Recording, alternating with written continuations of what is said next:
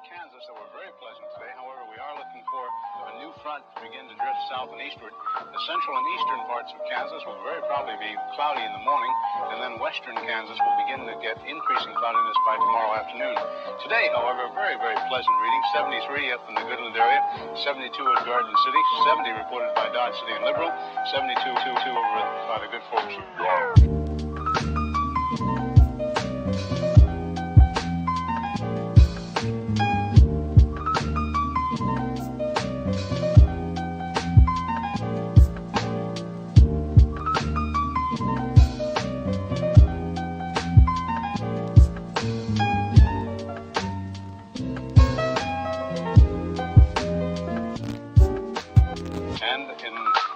Parker City, Blackwell area, 68 degrees today.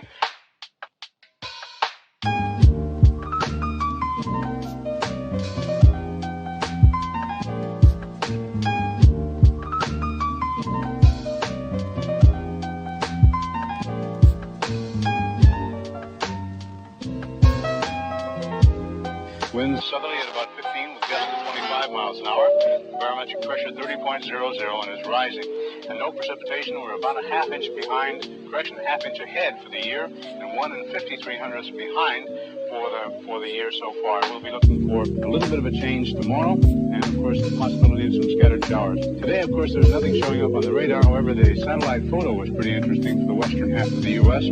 Rain showers and thunder showers along that frontal system, and that wide band of fairly heavy snows. Now, what will happen each time that you see the frontal system on there? That begins at 6 o'clock in the morning, and then you'll see the cloud pattern move until 2 o'clock this afternoon. So as of that time, of course, the front was way off in the northwest. Now, however, it's moving into the central part of the nation with a couple of high-pressure cells behind it.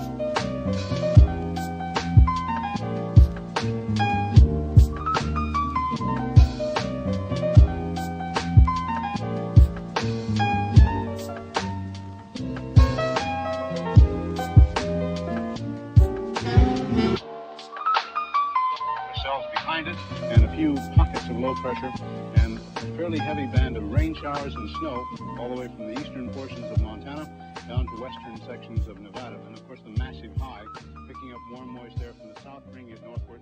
So when the two masses collide over Kansas, we are looking for some precipitation. talk about that.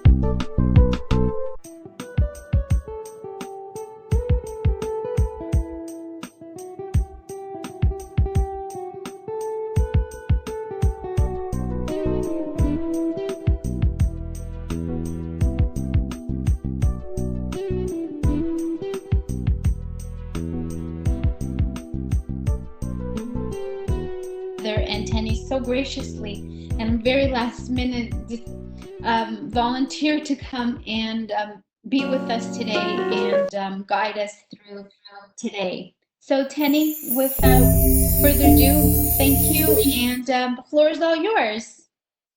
Thank you so much for the introduction. Yeah, and unfortunately, Rachel couldn't be here today. She's battling a migraine from all the weather fluctuations. So hopefully she's up and running again soon. But in the meantime, thanks for letting me be a part of this. I just want to provide a little info about me to begin with. So my name's Tani Kashishian. I'm a registered psychotherapist qualifying, and I'm a part of the team at Georgetown Counseling Center in the Halton region. In terms of my background, my educational background, I have an honors Bachelor of Science from the University of Toronto with a background in psychology, criminology, and sociology. And I did my Master's of Counseling Psychology through Yorkville University. So in terms of work experience, I've been a part of Georgetown Counseling Center for about a year, a little over a year, actually. And prior to that, I was working in crisis intervention. So today we're going to talk a bit about how to cope with these trying times, these uncertain times during a pandemic. So I have a really brief presentation with just some strategies and some tips that we can utilize, and then we'll open the floor to some questions, I believe. Emma, if you could please go to the next slide.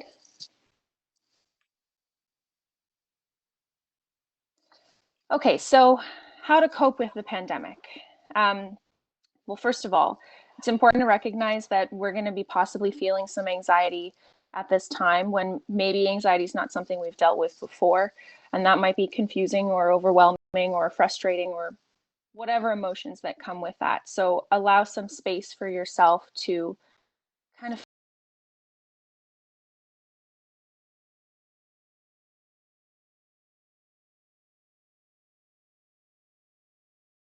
figure out how to manage your emotions and allow room for the emotions as well. News exposure. This is pretty important for a few reasons.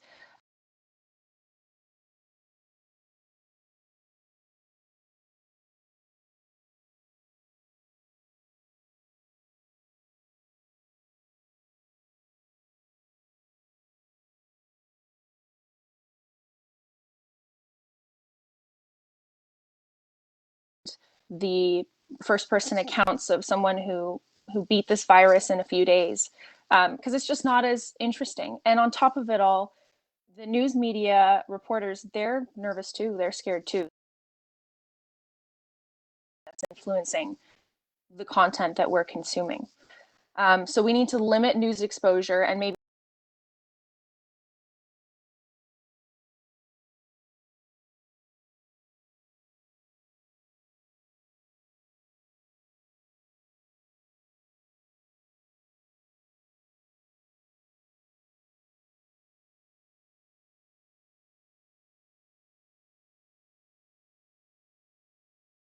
news exposure, first of all, drama,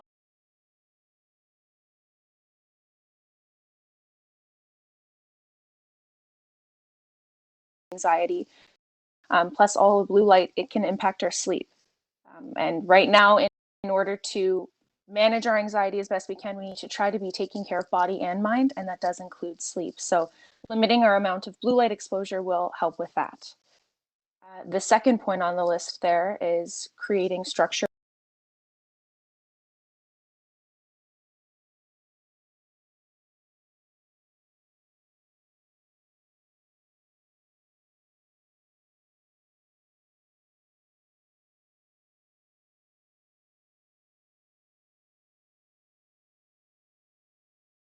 It's important to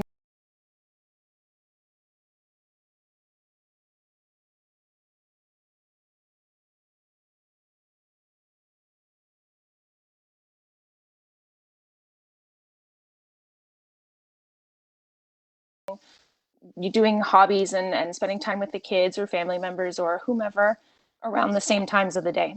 The next point there is taking time to connect with friends and family. Humans are pack animals. We operate best when we're talking to others, connected with others, close to others.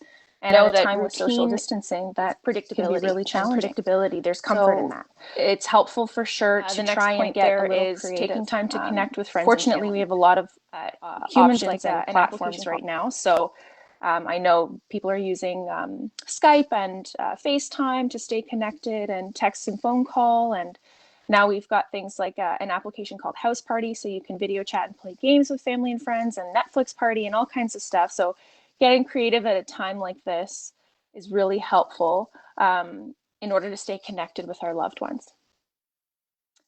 So the next point on the list there is to practice self-care. This is crucial, not just at a time of a pandemic, but in general. Kind of links back to the idea of taking care of body and mind. So eating well as best we can. We're going to indulge sometimes. Getting enough sleep, drinking enough water, trying to keep our body moving when applicable or when an option.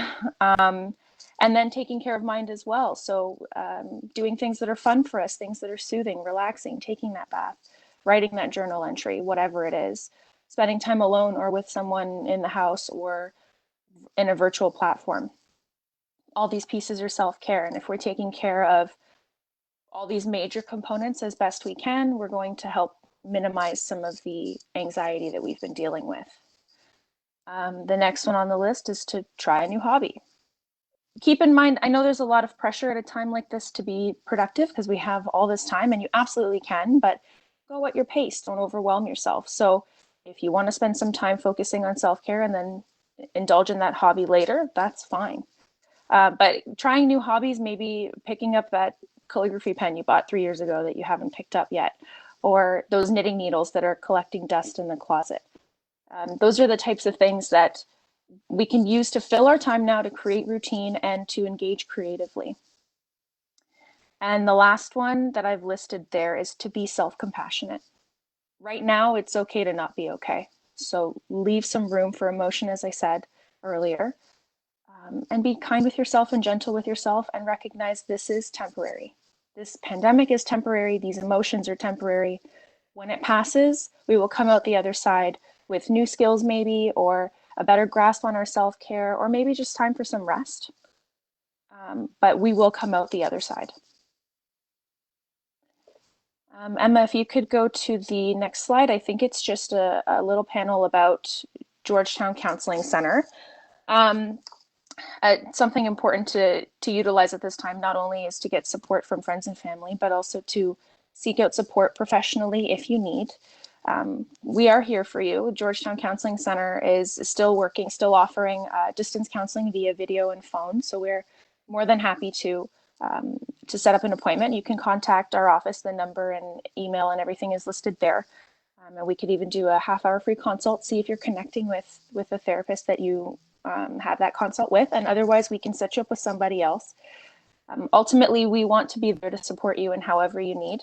So please feel free to reach out if you have any questions, anything like that. We're happy to answer them for you. So I think that covers my brief presentation. I just wanted to give you a quick rundown of some of the strategies and coping tools. But I think now we'll jump over to Emma, or maybe just into the question period, however we're going to tackle that. Thanks, Tenny. This is wonderful. And yes, about hobbies, of trying a new hobby, as you had mentioned, is Jessica, towards the end for the last 10 minutes, will jump in and show us some more new ways of coping through art therapy. And she had already 3 posts, I guess, last week. And so she'll give us some more ideas about that.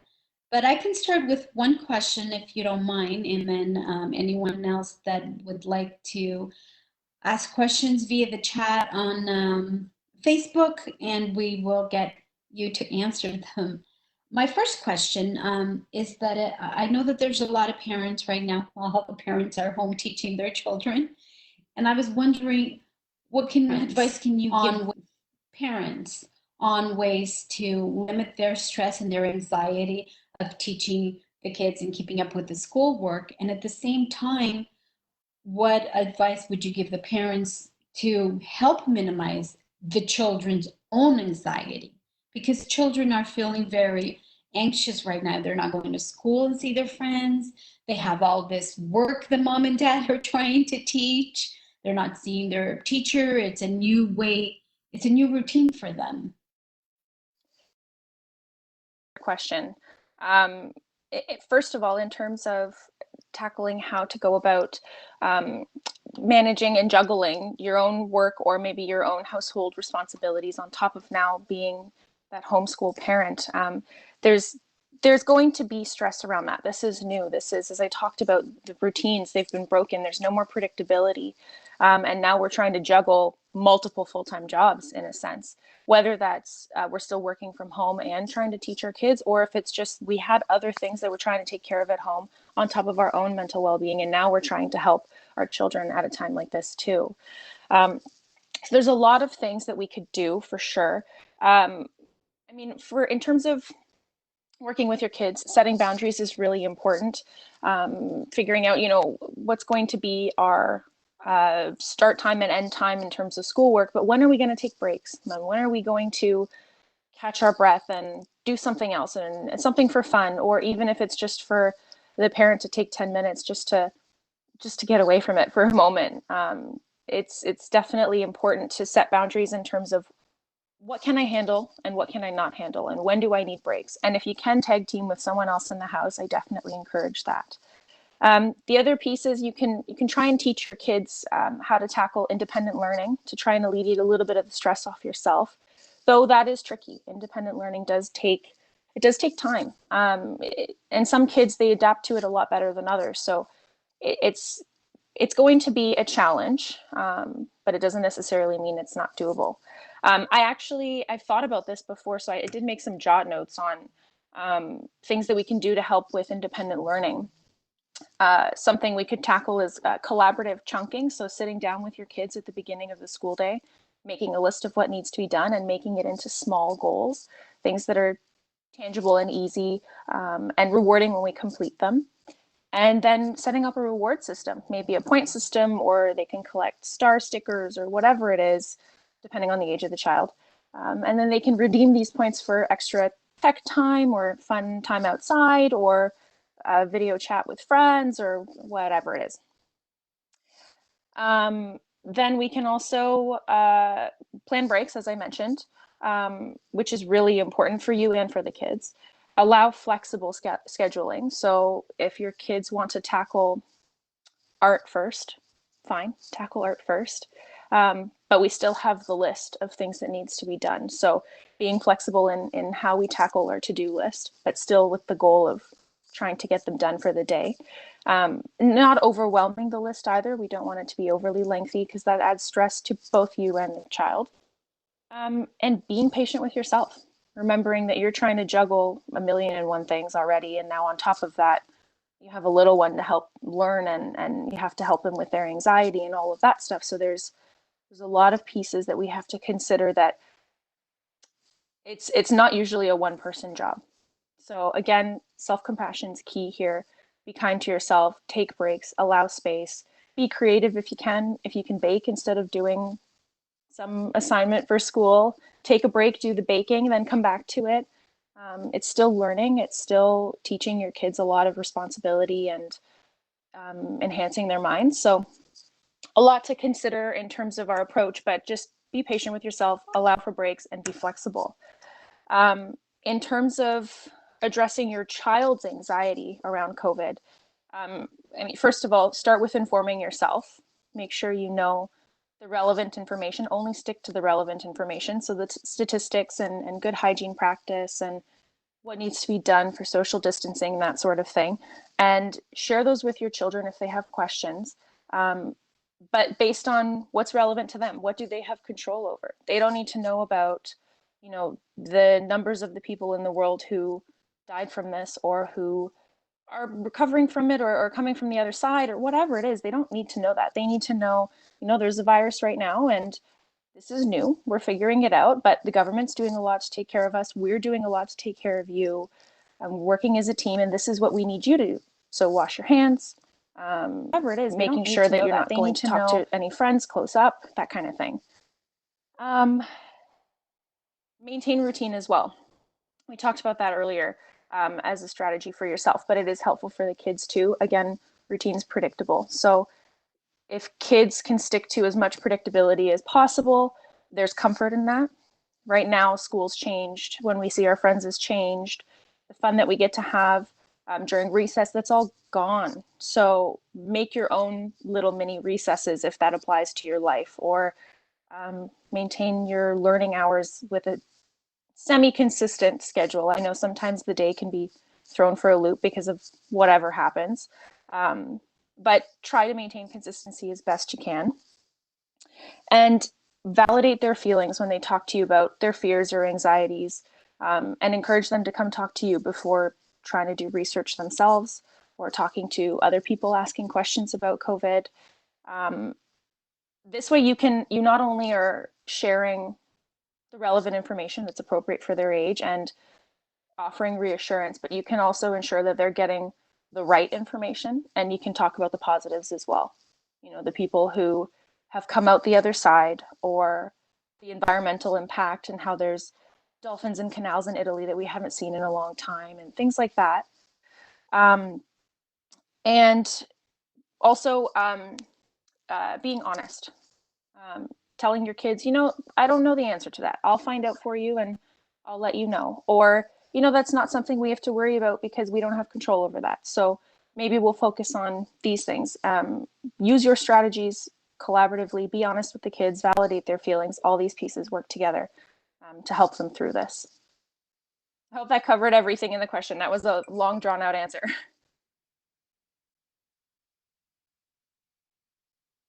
I think it did, and I have a question, and I'm trying to see how I can read it out to you where I for you. And until I figured that one out, I have another question.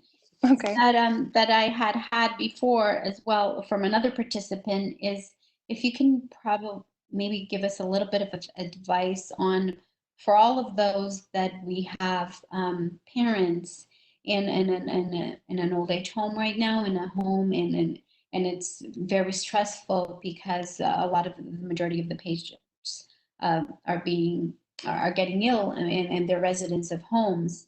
How advice on how we should deal with it, and when we talk to our parents over the phone, to also assure them, because then they also get worried about us, right? But how should we handle better that conversation? And I'm even echoing myself because I talk to my dad and he's in a home, and I tend to ask the same question: did you wash your hands?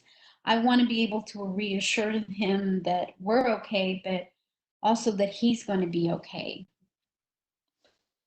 Okay. So first of all, it's helpful to focus on what we have control over. If we get really fixated on the things that are outside of our realm of control, it's easy to feel anxious or to spiral. So being mindful, being as present as possible on the right now. So when you're talking to your dad, or when anyone is talking to their parent in a home, you can provide reassurances in terms of, you know, the positives that are happening and the efforts that, you know, the community is making and the government is making and all those things. But also, I would encourage you not to fixate on COVID talk. Ultimately, this is a conversation with a parent that you care deeply about and you want to have a good conversation with, and it helps alleviate anxiety if we're not fixated on something and thinking about something all the time. And that may come with just talking about other stuff, shows they're watching, books they're reading, what they're up to these days. Not to act as though we're in denial or avoid the important questions. We can still have time for those conversations, but we're focusing on things we have no say over. And the better approach here would be to focus on what we do have say over and what does bring us joy in a confusing time. The other thing is, don't burden yourself with carrying forward all the positive reassurances that someone needs in order to take care of them. It doesn't 100% fall on you. You can absolutely help, but again, you're one person. You're doing all that you can. If you're worried for someone's mental well-being, connect them with their local distress centers. I know here in the Greater Toronto area, there's a lot of them. There's some for the GTA, for Halton, for Peel, but they're all over the place. Calgary has it, Vancouver has it. If you just Google your local distress center, you'll find the relevant contact information. And then that gives them someone to talk to about their stress in between their calls with you. Or you can connect them with other professional support, a psychotherapist or a social worker or a psychiatrist or whatever it is. So be patient with yourself. Don't hyperfixate, and just be there for each other, and not necessarily in always looking for positive reassurance, but just communicate with each other. Just stay connected. Support each other in other ways, not just COVID talk. With the hand washing comment, though, I get that. I ask my father that all the time too. So, I mean, it's going to happen. It's okay. You're worried too. Thanks.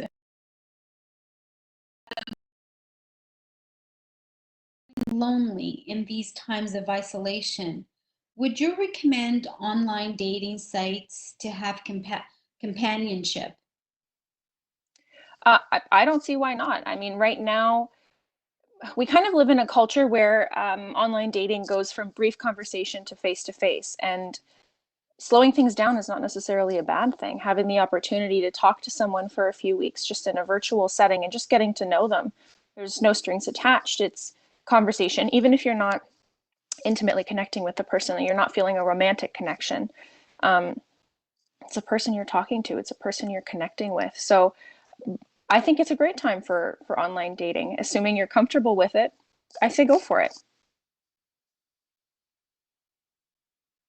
And on that thought, how about advice for couples that know that you would give couples to take a step back, or maybe to work on their communication when all nerves are more heightened, because it's not only financial pressure that everyone is feeling, it's also obviously the kids are at home when you do have kids, and all this pressure and work. What advice would you give a couple? Great question. So I've seen a lot of this actually. Excuse me. I've seen a lot of this in terms of couples having more conflicts, just bickering more, or having bigger blowouts because of all the elements of stress, like you said, the financial stress, or with the children, or just with not being able to have breaks from one another. You're sharing the same space and you can't really leave. So it's tough. It's tricky. There's definitely a few strategies you can use, quite a few, but I think my top recommendations would be when you are feeling really heightened with emotion, if you're really flooded, separate yourself. Explain to your partner what's going on so they don't feel like they're being abandoned or set aside or not prioritized. Tell them, you know what, I'm feeling frustrated, I'm feeling overwhelmed, I'm feeling like XYZ, so I need some me time. We'll talk about this after. I'll come back to you in an hour or tomorrow morning or whatever it is. Make a promise to return to the conversation if it's important and worth having, but allow yourself that break when you're feeling emotionally overwhelmed, because generally we don't have productive conversations when we are overwhelmed. But on top of that, I think it helps to have the conversation with your partner prior to a conflict, planning for a break, a little breather. If I'm feeling overwhelmed or flooded, I'm going to do this and say this. I hope you can understand. I want to offer you the same, and make an agreement, a verbal agreement with one another, that you'll allow each other a little bit of space if you are getting to a place where you're feeling a little out of control of your emotion. Another tip is, right now you're trying to work through your own emotions about all of this and your own stress about everything. So it's hard to carry someone else's struggle and someone else's frustration and stress on top of your own. So at this time, if you're noticing that there's a lot of conflict and it's quick, you're snappy, or your partner's snappy with you, maybe try reflecting on your own emotions. Maybe take some time, sit down and journal a bit. Maybe try some self-care, see if you can balance things out that way. But again, you're around this person all the time, so being patient with yourself, you're doing ultimately the best at a difficult, uncertain time.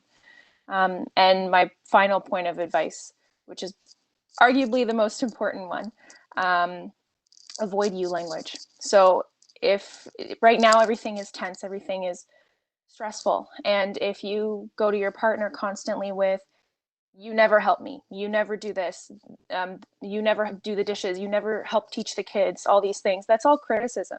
Even if you didn't mean for it to be criticism, the you language allows your partner to become defensive and then maybe throw some you language back, and now you've got a conflict. So I'd encourage you to try your best to replace yous with I feel.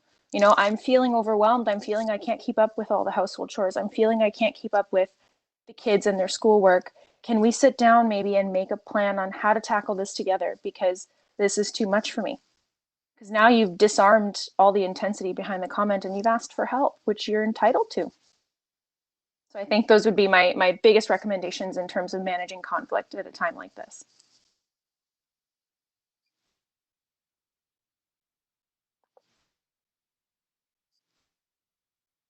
Trying to unmute myself. Thank you. I have a few more questions. One is, I'm feeling extra emotional these days, ready to cry when normally I'm more steady. Is that normal? Yeah, absolutely. I briefly touched on this at the beginning of my little presentation there, but maybe right now you're going to be dealing with spikes in emotion or anxiety that you've never really had to deal with before. So this is new, uncharted territory, maybe a little uncomfortable. Right now, there's a lack of predictability, a lack of control, which can be very uncomfortable for a lot of people, and really heightened stress, whether it's work stress, financial stress, um, home stress, trying to maintain self-care and balance, a lot of pressure on social media from things saying like, now's your time to be productive and get your butt in gear and do this and do that and don't waste time and all these things. It's normal. There's an overwhelm of information that's going to heighten a lot of anxiety and crying and overwhelm and whatever the emotion is for you, maybe even anger. Um, it's okay. It's normal. I'd encourage you to try working through your emotions. Allow space for them. Journaling, again, highly recommend. Mindfulness practice, so meditation. There's a few meditative apps like Headspace and Calm that can help with being more present in the current moment, instead of getting ahead of ourselves and focusing on the things outside of our realm of control. But ultimately, if the tears come, let them come. And then follow up with self-care and follow up with something, a competing emotion, something positive to help turn around the next hour. Don't even pressure yourself to have a better week, a better day. Just focus on turning around the next hour. How can I do that? What will bring me a little bit of joy right now?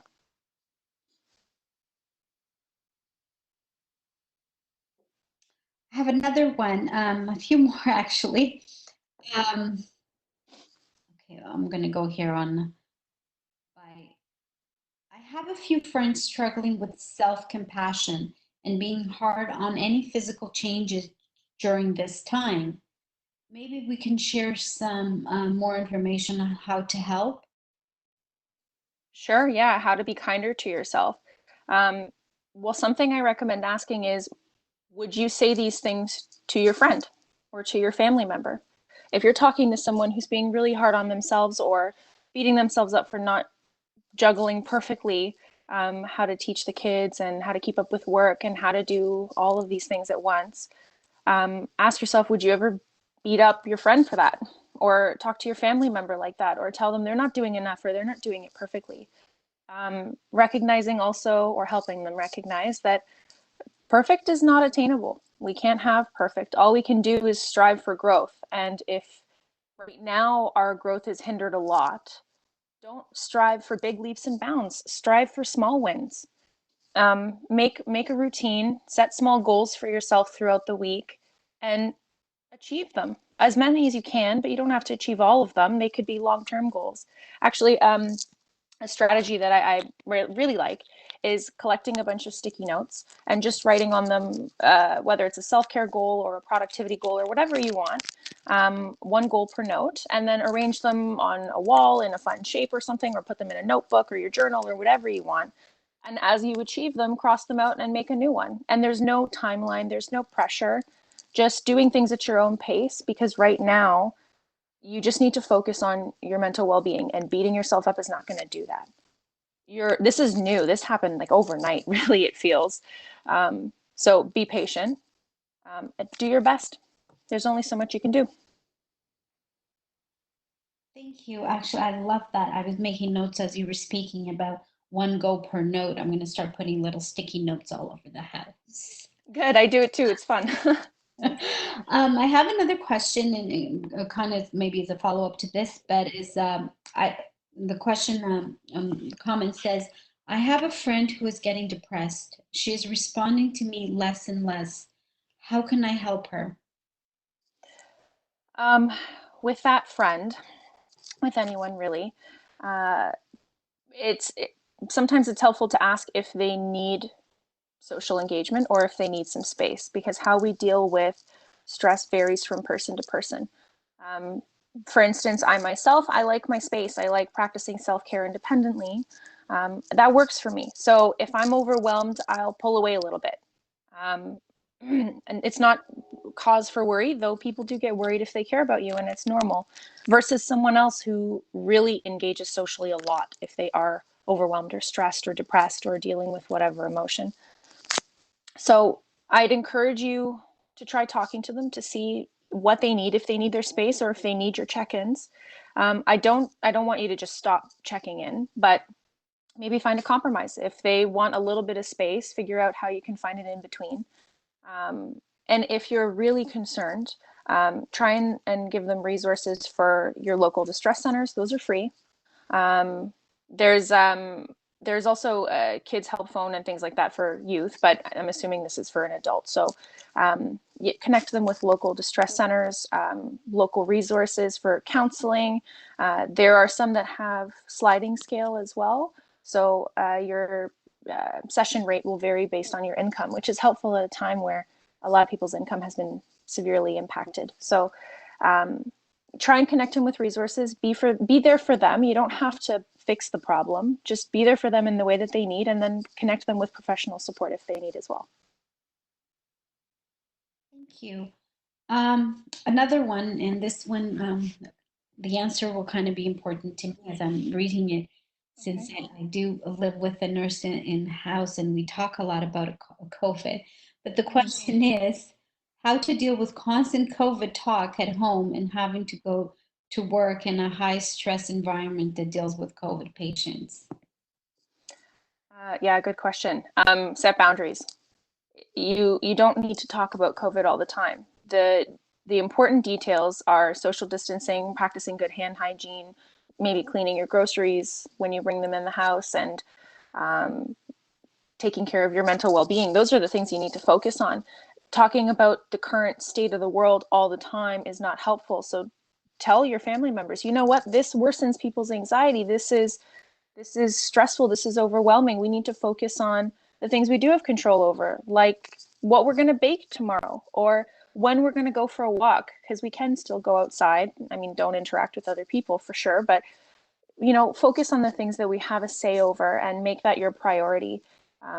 You can reassure your family members that this is not malicious. You're not angry with them for asking these questions, and validate that their fears are normal, but that it's good for everyone's well-being to minimize the COVID talk. And you already have to deal with it so much at work.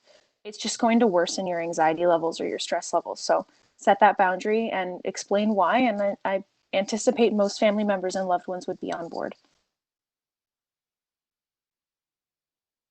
I'm personally making a note of that. I have another question.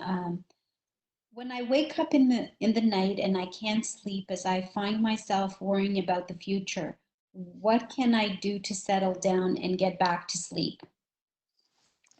Well, first, we probably have to look at what your sleep hygiene looks like. So that's referring to what you do to set yourself up for a good night's sleep. Are we spending a lot of screen time? Blue light really messes with your body. It triggers well, to get a little boring and scientific here, it triggers less production of melatonin, just like UV light does when we're out in the sun. And so it confuses us on figuring out when is daytime, when is nighttime, and that impacts our ability to sleep easy, or to stay asleep. So limiting screen time, maybe avoid it an hour, a half hour to an hour before bed. Additionally, look at how much caffeine you're drinking. Are you drinking a lot close to bed? Try to stop drinking caffeine by like noon if possible. How much alcohol are you drinking? Are you taking any drugs? That can worsen anxiety sometimes or impact our ability to sleep. Are we napping a lot throughout the day? That's going to screw up our sleep schedule too. So recognizing that we have to build up a drive to want to sleep. We have to feel fatigued when it's time for bed.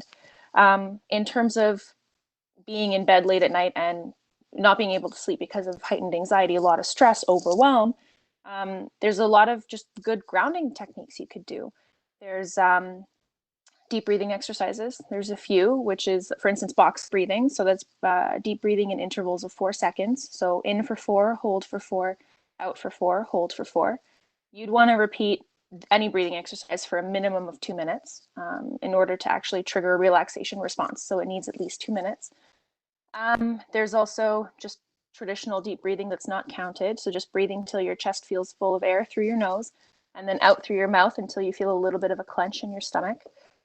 There's a lot of strategies you could definitely look up online to get the breakdowns of how to tackle deep breathing. There's also progressive muscle relaxation. There's a lot of scripts for that online, so I'd encourage you to look that one up. But with progressive muscle relaxation, basically what you're doing is you're kind of tensing and then relaxing each of your muscle groups, and that triggers a relaxation response and a little bit of fatigue in your body, preps you for bed. So you could find scripts on how to do that. It's very easy.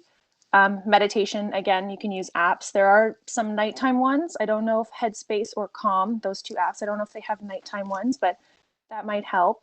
And then your own positive reassurances to yourself that, you know, it's okay that I'm feeling this way. It's okay that I have this fear, but I don't have control over what's in the future. I can't predict that. It could be completely opposite to what I expected tomorrow. So reminding yourself of those things and then jumping into your grounding techniques to try and settle your nerves and get some sleep. Wonderful. We have a few more questions, and then we're coming almost to the end so that we have a little bit of space. But we still have a couple more questions from the chat. One of the questions is, for children that had normal face-to-face counseling sessions, but now do not feel comfortable with doing these sessions over the phone from home, what would you advise them to do during this time when they can't speak with their counselor? Over the phone, depending on the age, over the phone doesn't always work. I definitely encourage your child to try out video counseling. If the child's nervous, you can speak to your therapist, the counselor's or the child's therapist rather. If we can begin with video only showing the counselor so that the child can kind of get used to seeing them again and acclimatize to this new format. Video helps build and maintain that rapport and that connection. Where phone, it can, but it's not the same process with children. So I definitely encourage you to try and encourage your child to give video counseling a try, and then reassure them that, you know, when this is all done, you'll get to see them face to face again. But for now, we'll get a little creative. There are actually a lot of games and activities that can even be done through video counseling formats. So you could even connect with a child's counselor about that and see if there's anything that we could do to try and alleviate some of the discomfort around this new platform and see if that helps. Also, some counselors may want, I say some, it really depends on the counselor, but they may want the parent to stay nearby so they can help facilitate activities and games, make it more enjoyable, and that way conversation's a little more free flowing and it's not just staring at a screen because there's a parent there too. So have a conversation with your counselor, see what they recommend, and see if you can get your child to give virtual video counseling a shot.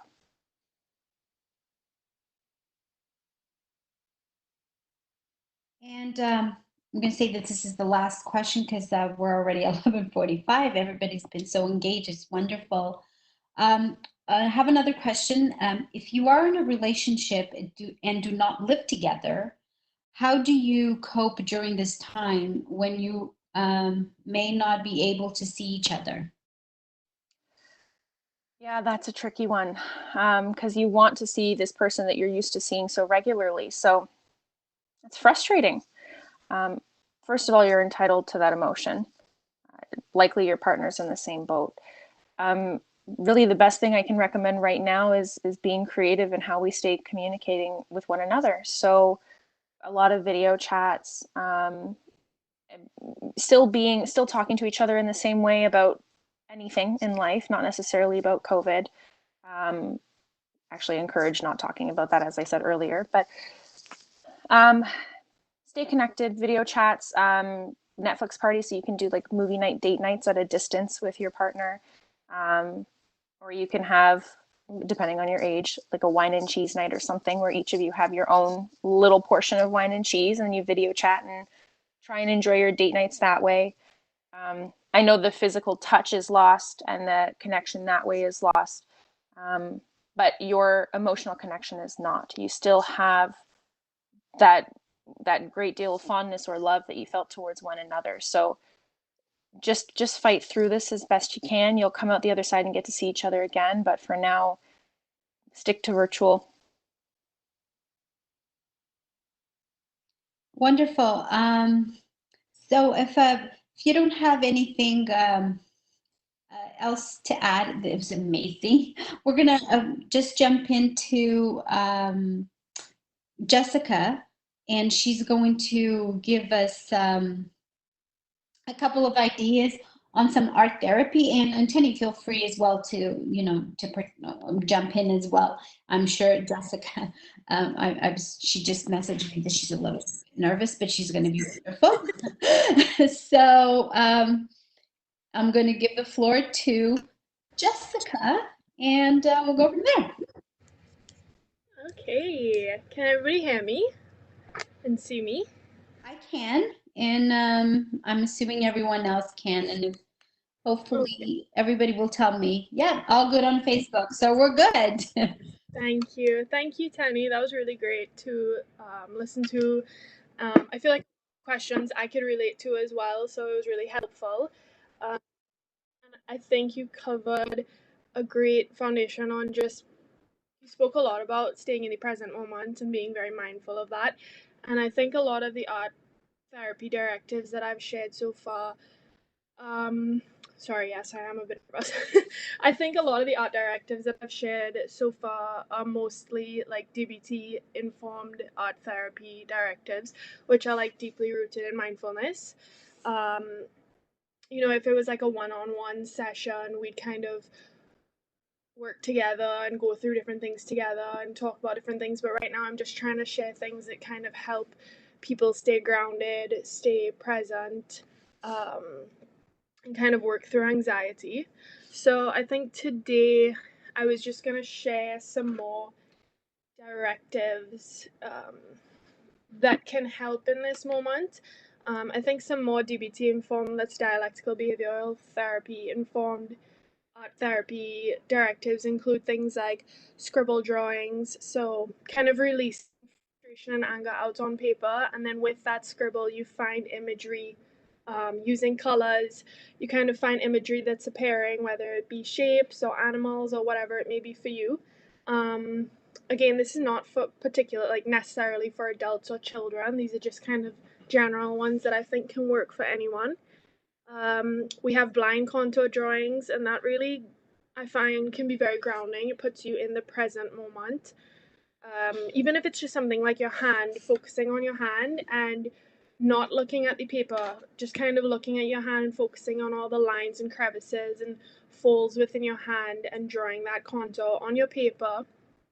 Again, without looking at your paper, letting go of all judgment of what the end product is going to look like. And then kind of looking at your piece of paper when you've complete the entire blind contour drawing. I think these things are just really bringing us to the present moment and focusing on the task at hand. Another thing would be like mindfulness rocks, painting on rocks, words that are helpful in that moment, and then meditating upon that rock. I think another really important,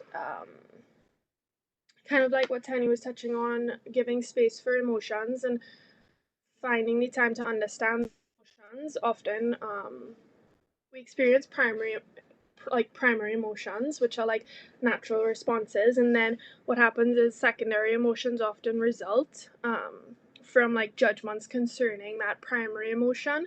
So often things like anger is often like a secondary emotion to fear or sadness. And so I think this is a great time for us to understand what the primary emotion is and where that anger is actually coming from. So I have a suggestion of doing an anger iceberg, or just an iceberg in general. As we know, the top of the iceberg shows on top of the sea, the ocean. And that might be anger or whatever emotion is your secondary emotion that's coming through. And we kind of want to focus on what's below. Another way you can do that, which is really fun with kids, is giving characters to each of their emotions and asking questions like, what emotion is this, and what does this creature need in order to like be healthy or functional? Are those needs currently being met? And another thing that's always just a great idea is just like themed artwork. So with focusing on themes like your purpose, and I recently did one on my purposes and my purpose in this moment. So I just kind of did a random collage. I'm not sure if you can see, but to improve myself, for myself, to love. I did some collage here. I put, you can't wish the flu away, but we did it together, us. And I did, we can attack it with patience and kindness, to nourish myself with love, with good food, with books, with art. So that's just like a themed artwork. I just kind of went around the idea of purpose and I did a response to it. Another one would be like letting go and setting intentions. I did 2 trees. These are the ones that I've let go of: worry, panic, anxiety, self-sabotage. And I did a growing, like blossoming, blooming kind of tree with all the new intentions that I want to set for this time. One of my greatest ones would be like awareness and mindfulness. With that being said, kind of touching on one of the questions that was asked around sleep and what helps with sleep. I have a really hard time sleeping sometimes due to my anxiety, but I've been reading a book called The Untitled Chapter. It's The Journey Beyond Yourself by Michael A. Singer, and although I'm not finished, I have a way to go. He speaks a lot about being conscious of your awareness, and I find that as my thoughts start to drift late at night and I start to go down this rabbit hole, I remind myself of my awareness and what it means to be aware, and I bring myself right back to that present moment and the things that I have control over. So I suggest looking into that book, as well as one other recommendation I have. I know this isn't art therapy based, but it's called The Happy Broadcast. In terms of kind of not over flooding ourselves with the news, I think The Happy Broadcast, it's on Instagram. They also have a website. They've shared a lot of just like positive, they share a lot of like positive news coming from the current situation. So I think it's like a really good thing to kind of have in your feed daily, just to kind of remind yourself the good things that are coming from this. I know I might have spoken kind of quickly. I'm more nervous than I expected to be, but if you guys have questions, you can send them through. I'd love to like chat in any way. The happy broadcast is awesome. I was writing it down. Yeah. Thank you. I have a question. So, because I started doing one of the activities you had yesterday in our little post that we were going to do, and I'm assuming that we're going to do a couple more this coming week. Yeah. So, if we wanted to share, would we be able to, like, you be okay if people would send them to us on private message and send them to you and you would look at them? Yeah, absolutely. I would love to see anybody's artwork that they've like in any way that they've participated in this. I just want to remind you that this isn't like an art project. You don't need to be an artist to participate. So I want you to just like let go of any fear that these will be judged in some kind of artistic, like we're looking for the aesthetically pleasing qualities of the artwork, because that's not what it's about. I have a Bachelor of Fine Arts, and I find that, you know, now that I'm studying art psychotherapy, I find that some of the most powerful work that I've ever made were some of the kind of less aesthetically pleasing ones. So with that in mind, just send it, and I'd love to see it. I'd love to kind of like chat about it. Um, yeah, have the opportunity to help you kind of reflect on it as well. Thank you, Jess. I know that I'm getting a lot of comments in our social media that they love hearing you speak and teaching them. So thank you. I don't think we have any other questions, and we're about 3 minutes to 12 o'clock. So this has been awesome. I just wanted to remind everyone, and I'm gonna maybe put my video on a little bit, but I wanted to, I don't know if people can see me, but I wanted to thank everybody for being here on the session, and I wanted to ask everyone that is on Facebook if this is something that everyone wants. Would you want to see it again next week? Just comment on our comments, and we'll go and look at them. If so, if there's something that you would like to see next week, what are the subjects that you would like us to talk about? I know Tenny and Georgetown Counseling Center have very generously offered to do more sessions. So what would be the topics that you would want us to talk about and touch? What would you want Jessica to teach us? Just let us know on our comments, and then keep following us in our Facebook page and in our Instagram, and we'll keep you updated on how to meet again. And if you want us to meet again, let us know how Peaks for Change can continue helping all of us navigate and deal with the stress of the times that we're living, and how better we can cope. And since we don't have any more questions, I want to thank everybody, and Jess and Tenny for being with us and providing us all this wonderful information and this wonderful session. And I wish everyone a wonderful weekend.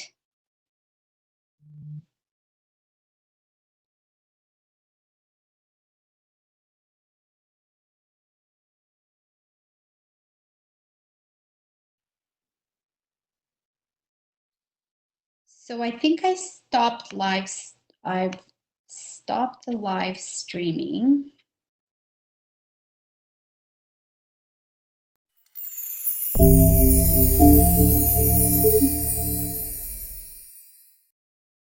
I hope I wasn't talking too fast through that. No, and I just want to make sure that we stop live streaming, because it looks like I don't know why I'm stuck now.